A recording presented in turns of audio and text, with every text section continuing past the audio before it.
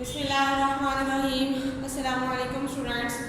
आज हम पढ़ेंगे 10th class chemistry chapter number 11 organic chemistry. आज का जो हमारा टॉपिक है वो है फंक्शनल ग्रुप्स। फंक्शनल ग्रुप, अब फंक्शनल ग्रुप में क्या क्या चीज़ें शामिल हो सकती हैं?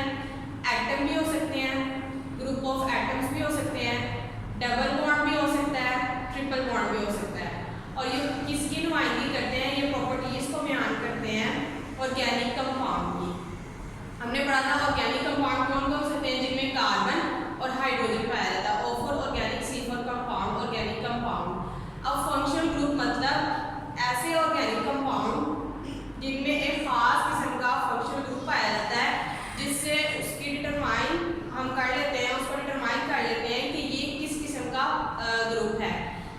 और इसकी डेफिनेशन में देखिए, एन एटम और ग्रुप ऑफ एटम्स। यहाँ तो कोई एक एटम हो सकता है, फंक्शनल ग्रुप जो भी होगा वो एक एटम हो सकता है, यहाँ पे ग्रुप ऑफ एटम्स हो सकते हैं।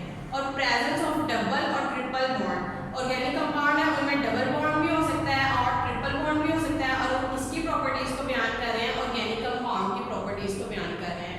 जैसे कि अब एग्जाम्पल में देखते हैं, functional group containing carbon, hydrogen and oxygen.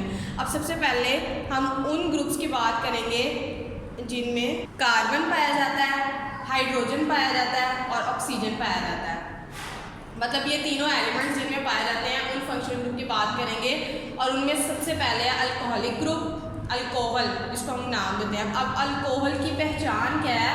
इसका फंक्शनल ग्रुप है OH। ऐसे कंपाउंड जिनमें OH पाया जाएगा वो रिप्रेजेंट करेंगे अल्कोहलिक ग्रुप को, मतलब वो कहलाएंगे कि ये अल्कोहलिक ग्रुप है।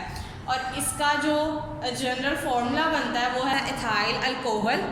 एथाइल मतलब कार्बन 2 है और हाइड्रोजन हमारे पास 5 है। अब देखें, 2 रिप्रेजेंट करता है काउंटिंग में एथ को, एथ मतलब 2। इसका जनरल फार्मूला था अल्काइल रेडिकल का, R की जगह हमने इसको लगाया है। और इसका जनरल फार्मूला था CnH2n+1। मतलब जितने भी हमारे पास कार्बन होंगे उसको 2 के साथ मल्टीप्लाई करने के बाद 1 ऐड कर दें उसके अंदर, तो हमारे पास अल्काइल रेडिकल के मेंबर्स बनते जाते हैं। अब यहाँ पे हमने कार्बन 2 वाला लिया है, तो 2 2 ज़ा 4 और 1 ऐड कर देंगे तो हमारे पास बन जाएगा 5। तो अभी आ गया C2H5 और यहाँ पे आ गया OH। तो अब 2 किसको रिप्रेजेंट करता है? एथ को। और अल्काइल रेडिकल है तो हम YL लगा देंगे तो बन जाएगा एथाइल। और OH रिप्रेजेंट कर रहा है अल्कोहल को, तो एथाइल अल्कोहल। अब यहाँ पे हमने इसका मॉलिक्यूलर फार्मूला लगाया है। अगर हम इसको मॉलिक्यूलर फार्मूला को कंडेंस फार्मूला में लिखें तो इसको किस तरह से लिखेंगे? इसी एथाइल अल्कोहल को CH3CH2 और OH लास्ट पे आ रहा है, रिप्रेजेंट कर रहा है अल्कोहलिक ग्रुप को। देखिए यहाँ पे भी कार्बन 1 और 2, कार्बन 2 है, हाइड्रोजन 5, 3 और 2 हाइड्रोजन हो गए 5। इसको हम इस तरह से भी लिख सकते हैं और इसको हम इस तरह से भी लिख सकते हैं। ये इसका मॉलिक्यूलर फार्मूला है, ये इसका कंडेंस फार्मूला है। इसी तरह हमने 10 मेंबर्स पढ़े थे अल्काइल रेडिकल के। आप यहाँ पे लगाते जाएं और उनको वैसा ही नाम देते जाएं और लास्ट पे अल्कोहल लगाते जाएं, तो इसका ये सारा इसकी अलग से एक अल्कोहलिक ग्रुप की फैमिली बन जाएगी। जो हमारे पास है वो है ईथर लिंकेज। ईथर लिंकेज में ईथर का फंक्शनल ग्रुप होता है O। अब दोनों साइड इसकी फ्री है, तो दोनों साइड पे R रेडिकल, अल्काइल रेडिकल लगाएंगे, इस साइड पे भी हम R लगाएंगे, इस साइड पे भी हम R लगाएंगे। ये इसका जनरल फॉर्मूला है। अब हमें R की जगह कोई भी इसका अल्काइल रेडिकल का फैमिली मेंबर लगा सकते हैं। अगर हम फर्स्ट लगाएं तो क्या आ रहा है? CH3। और इधर भी अगर हम लगाएं CH3 तो सेंटर में O है, O रिप्रेजेंट कर रहा है ईथर को। अब इनकी हम नेमिंग किस तरह से करेंगे? यहाँ पे भी मिथाइल है, यहाँ पे भी मिथाइल है, 2 मिथाइल है और डाई, डाई मतलब 2, तो इसको हम नाम देंगे di methyl ether. O represent कर रहा है ईथर को, 2 हमारे पास मिथाइल है तो उसके शुरू में डाई लगा देंगे, डाई मतलब 2, डाई मिथाइल ईथर। अगर हम चेंज लगाएंगे, यहाँ पे हमने इथाइल लगा लिया, यहाँ पे हमने मिथाइल लगा लिया, तो हम इस तरह से इसको किस तरह से नेमिंग देंगे? पहले इसका नाम बोलेंगे, जो इंग्लिश अल्फाबेट्स में पहले आता है उसका हम नाम पहले बोलेंगे। जैसे कि E पहले आता है M से, तो हम पहले इसका नाम देंगे इथाइल मिथाइल ईथर। इसी तरह कोई भी फैमिली मेंबर लगा के इंग्लिश अल्फाबेट्स में से जो पहले नाम आता है उसको पहले लिखेंगे, फिर सेकंड वाले को और लास्ट में हम लगा देंगे ईथर, क्योंकि O रिप्रेजेंट करता है ईथर लिंकेज को। नेक्स्ट हमारे पास है एल्डिहाइडिक ग्रुप। एल्डिहाइड का फंक्शनल ग्रुप है C डबल बॉन्ड O और इधर आ जाएगा H। अब कार्बन ने अपनी 4 वैलेंसीज कंप्लीट करनी होती है। यहाँ पे देखिए 2 इसके साथ बॉन्ड बन रहे हैं, एक इसके साथ बन रहा है, 3 हो गए। एक साइड इसकी फ्री है तो यहाँ पे हम लगा देंगे R। C double bond OH aldehyde का फंक्शनल ग्रुप है और इसका जनरल फॉर्मूला आएगा RC डबल बॉन्ड O और इधर साइड पे H। अब यहाँ पे R की जगह हम क्या लगा देंगे, CH3 फर्स्ट अल्काइल रेडिकल का मेंबर लगा देंगे, CH3 मिथाइल लगा दिया, C डबल बॉन्ड O और इधर आ गया H। इसको हम नाम देंगे, इसका नाम है एसिड एल्डिहाइड। क्यों एसिड एल्डिहाइड है? क्योंकि एसिडिक एसिड का फॉर्मूला होता है CH3C डबल OH। यहाँ पे एक और O आता तो यहाँ पे एसिडिक एसिड बन जाना था, लेकिन यहाँ पे सिर्फ एक O है तो इस वजह से इसका नाम हमने रखा है एसिड एल्डिहाइड। और एल्डिहाइड में एक स्पेशल केस है जहाँ पे दोनों साइड पे उसके H अटैच होता है।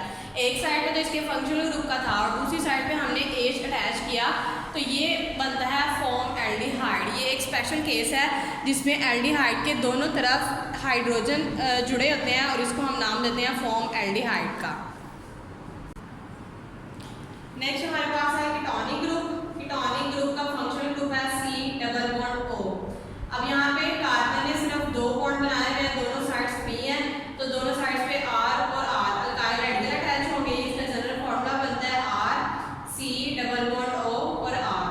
अब यहाँ पे R की जगह हम लगाएंगे CH3 फर्स्ट मेंबर लगा दिया हमने अल्काइल रेडिकल का, इस वाले R की जगह भी हमने CH3 फर्स्ट मेंबर लगा दिया। अब इसका भी नाम वैसे ही है जैसे हमने ईथर को नाम दिया था। ये 2 हमारे पास मिथाइल है तो डाई मिथाइल और लास्ट पे आ जाएगा कीटोन। अगर हम यहाँ पे चेंज मेंबर लिखते हैं, मतलब कोई और मेंबर लिखते हैं तो उसी तरह इंग्लिश अल्फाबेट्स के हिसाब से जो नाम पहले आएगा, अल्फाबेट पहले आएगा, उसको हम नाम देंगे। अब ये 2 है यहाँ पे, मतलब इथाइल है और ये मिथाइल है तो पहले एथ आता है, ई आता है, पहले इथाइल मिथाइल और ये आ रहा है कीटोन।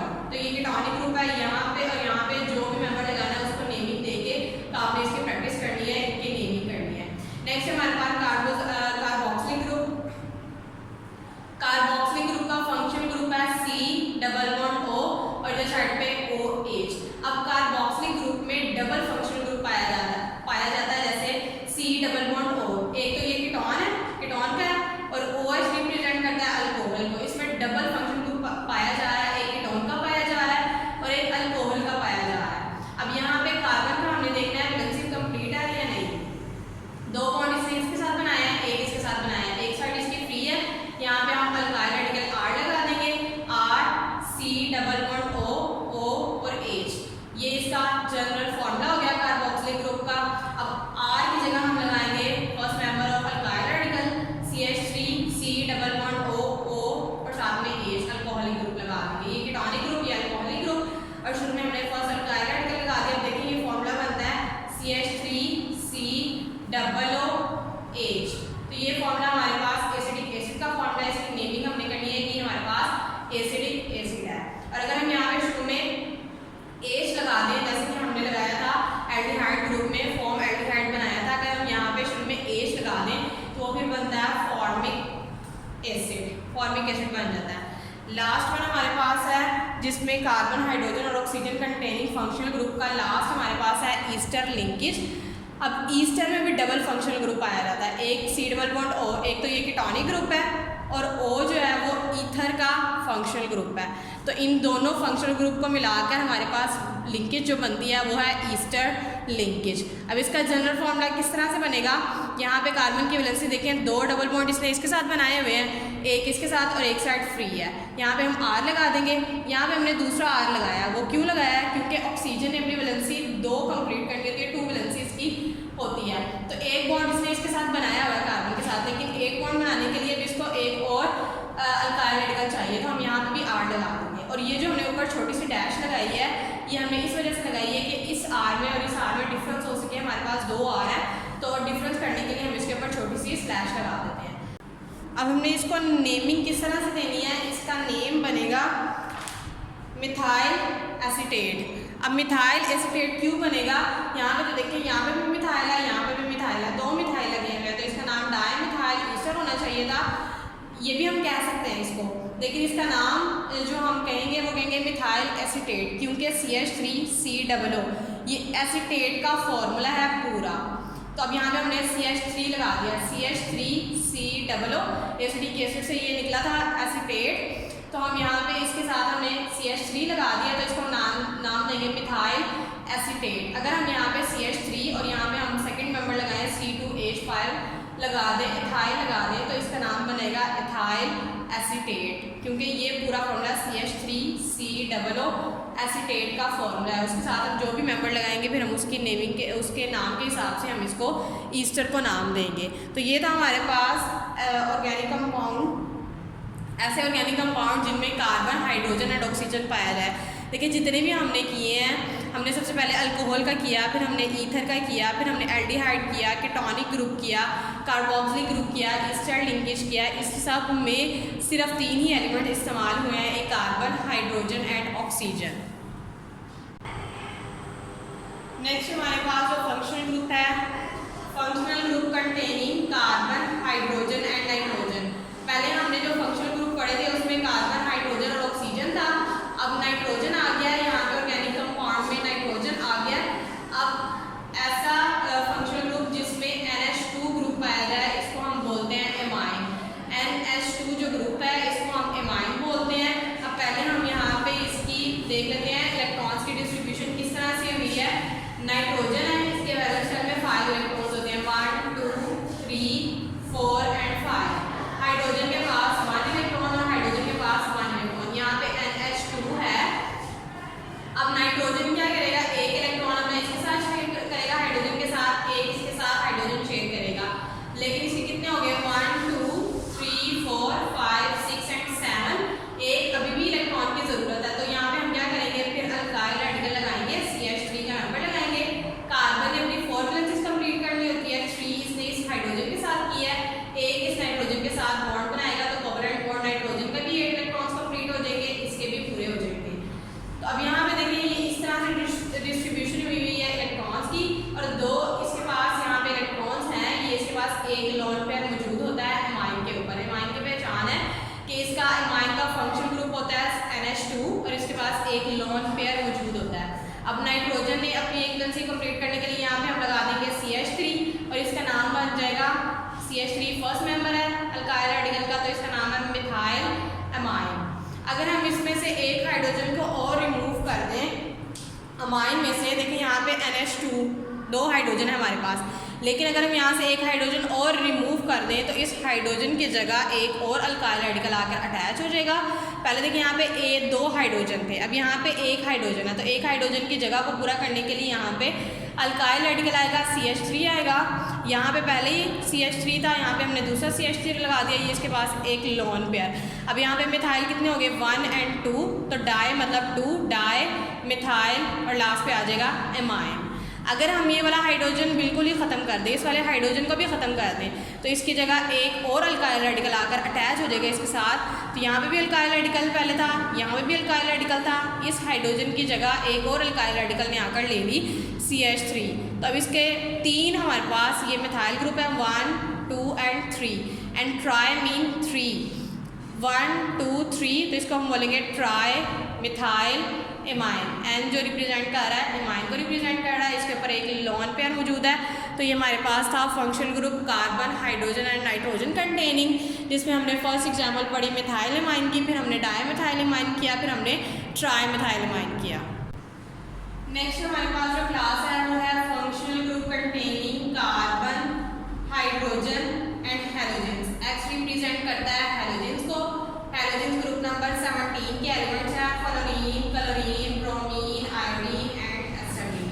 तो इन सबको हम एक्स से रिप्रेजेंट करते हैं, मतलब एक्स की जगह हम उनमें से कोई भी elements bromine, chlorine, fluorine, iodine लगा सकते हैं और इनको हम नाम देते हैं हेलाइड्स का।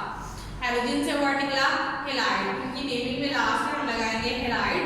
अब इनमें भी 3 टाइप्स हैं, primary, secondary and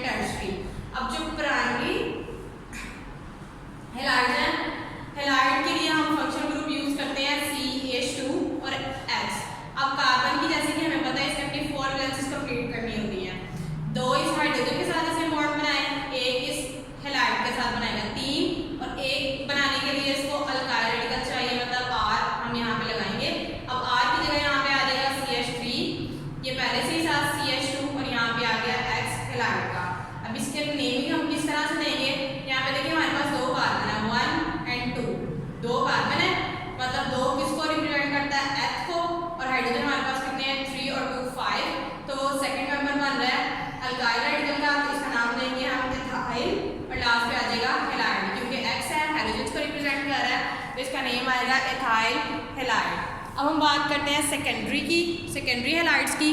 secondary halide में हमने क्या किया है, यहाँ पे हमने दो अल्काइल रेडिकल को अटैच किया है। प्राइमरी में मतलब वन सिर्फ एक ही अल्काइल रेडिकल होगा, लेकिन सेकेंडरी में दो अल्काइल रेडिकल हमारे पास अटैच हो रहे हैं, इस वजह से हम इसको नाम देते हैं सेकेंडरी।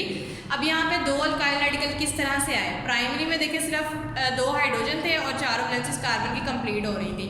यहाँ पे हमने एक हाइड्रोजन को कम कर दिया, तो जब एक हाइड्रोजन को कम कर देंगे तो उसकी जगह आर अल्काइल रेडिकल आकर लेगा।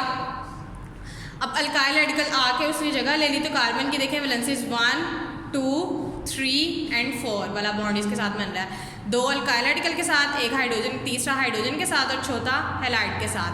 अब यहाँ पे हम इसको अल्काइल रेडिकल की जगह हम आर की जगह अल्काइल रेडिकल के मेंबर्स लगा देंगे, CH3 CH एंड आ जाएगा X। अब नेम किस तरह से हम देंगे इसको, कार्बन देखें यहाँ पे कितने हैं, 1 2 एंड 3 हमारे पास कार्बन है, तो मतलब 3 मतलब प्रोप आ गया, और हाइड्रोजन कितने हैं, 3 3 6 और 1 7। अब 3 कार्बन थे, किस तरह से करना होता है, 3 2 6 और 1 7, 1 ऐड करना होता है हाइड्रोजन हमने, तो 1 हमारे पास हाइड्रोजन मतलब 7 हमारे पास हाइड्रोजन है और 3 हमारे पास कार्बन है, तो इसका नाम है प्रोपाइल, और X रिप्रेजेंट कर रहा है हैलाइड को, तो इसका नाम बन जाएगा प्रोपाइल हैलाइड।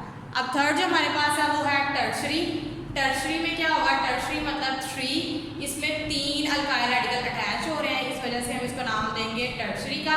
क्यों अटैच हो रहे हैं, क्योंकि यहाँ पे सेकेंडरी में जो एक हाइड्रोजन था वो भी हमने रिमूव कर दिया है और उसकी जगह हमने तीसरा अल्काइल रेडिकल लगा लिया है। अब कार्बन की वैलेंसीज देखें इजीली कंप्लीट हो रही हैं, 1 2 3 एंड 4।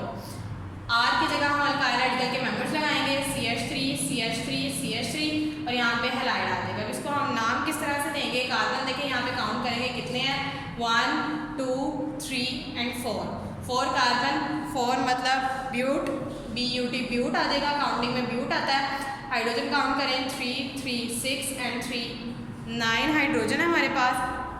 तो हमने किस तरह से इसको करना था, मल्टीप्लाई करना है 2 के साथ, जितने कार्बन होंगे और 1 ऐड कर देना उसके अंदर। 4 हमारे पास कार्बन है, 4 2 8 एंड 1 9, तो हाइड्रोजन हमारे पास 9 ही है और इसका नाम बनेगा ब्यूटाइल हैलाइड। ये हमारे पास था हैलाइड की क्लासिफिकेशन, जिसमें हमने सबसे पहले प्राइमरी को पढ़ा, फिर सेकेंडरी एंड फिर टर्शरी। अब लास्ट हमारे पास है functional group containing double and triple bond, क्योंकि हमने फंक्शनल ग्रुप की डेफिनेशन में भी पढ़ा था कि वो एटम हो सकता है, ग्रुप ऑफ एटम हो सकते हैं, डबल बॉन्ड हो सकता है या फिर ट्रिपल बॉन्ड हो सकता है। अगर हम कार्बन और कार्बन के दरमियान में डबल बॉन्ड लगा दें, कार्बन ने 4 वैलेंसीज कंप्लीट करनी होती है, इस वाले कार्बन ने 2 बॉन्ड इसके साथ बनाए, 2 इसको हाइड्रोजन चाहिए थे, इस वाले कार्बन ने भी 2 बॉन्ड इसके साथ बनाए, 2 इसको हाइड्रोजन चाहिए थे। अब कार्बन कार्बन के दरमियान में डबल बॉन्ड हो गया, तो डबल बॉन्ड की जो फैमिली बनती है वो अल्कीन्स की बनती है, जैसे हम प्रीवियस लेक्चर में भी कर चुके हैं कि अल्कीन्स में डबल बॉन्ड पाया जाता है, E तो हम यहाँ पे H लगाएंगे और लास्ट में लगा देंगे E, तो यहाँ पे इसका नाम बनेगा, 2 कार्बन है तो इसका नाम बन जाएगा इथीन। इसमें देखिए अगर हम कार्बन कार्बन के दरमियान में डबल बॉन्ड लगा दें और इससे शुरू में हमने लगा दिया H3C और यहाँ पे H, इस एक हाइड्रोजन को कम करके यहाँ हमने CH3 लगा दिया। अब यहाँ पे हम कार्बन काउंट करेंगे 1 2 एंड 3 हाइड्रोजन, 3 मतलब प्रोप और E लगा देंगे डबल बॉन्ड की वजह से, तो ये बन जाएगा प्रोपीन। जहाँ पे डबल बॉन्ड होगा वहाँ पे हम E लगाएंगे तो वो फिर अल्कीन की फैमिली बन जाएगा। अल्कीन की पहचान है कि उनमें डबल बॉन्ड पाया जाता है। नेक्स्ट हमारे पास बारी आ गई ट्रिपल बॉन्ड की। ट्रिपल बॉन्ड में क्या होता है, कार्बन और कार्बन के दरमियान में ट्रिपल कोवेलेंट बॉन्ड पाया जाता है। अब इस वाले कार्बन ने 3 बॉन्ड इसके साथ बनाए, एक इसको हाइड्रोजन का चाहिए, इस वाले कार्बन ने भी 3 बॉन्ड इसके साथ बनाए, एक हाइड्रोजन, तो इसका नाम देखें किस तरह से बनेगा, 2 कार्बन है तो मतलब एथ, और हमने पहले पढ़ा था जिसके दरमियान जिनमें 3 बॉन्ड पाए जाए कार्बन कार्बन के दरमियान में, वो थर्ड वाली फैमिली बनती है YNE वाली, मतलब अल्काइन वाली, तो इसको हम नाम दे देंगे इथाइन का। और इसको हम एसिटाइलिन भी बोलते हैं। अगर हम यहाँ से हाइड्रोजन को कम करके यहाँ पे हम लगा दें CH3, तो कार्बन कार्बन के दरमियान में आ गया ट्रिपल बॉन्ड आ गया। अब यहाँ पे कार्बन काउंट करें 1 2 3 मतलब प्रॉप, ट्रिपल बॉन्ड है तो वायन ही लगा देंगे तो इसका नाम बन जाएगा प्रोपाइन। यहाँ पे हमारे पास फंक्शनल ग्रुप का जो टॉपिक है वो ख़त्म होता है। हमने सबसे पहले पढ़ा था फंक्शनल ग्रुप ऐसे जिनमें कार्बन, हाइड्रोजन और नाइट्रोजन पाया जाए। फिर हमने पढ़ा था कार्बन, हाइड्रोजन और हैलोजेंस पाए जाए। फिर हमने डबल बॉन्ड को पढ़ा और फिर हमने ट्रिपल बॉन्ड को पढ़ा। इसके साथ ही हमारा चैप्टर भी कंप्लीट होता है। Thank you.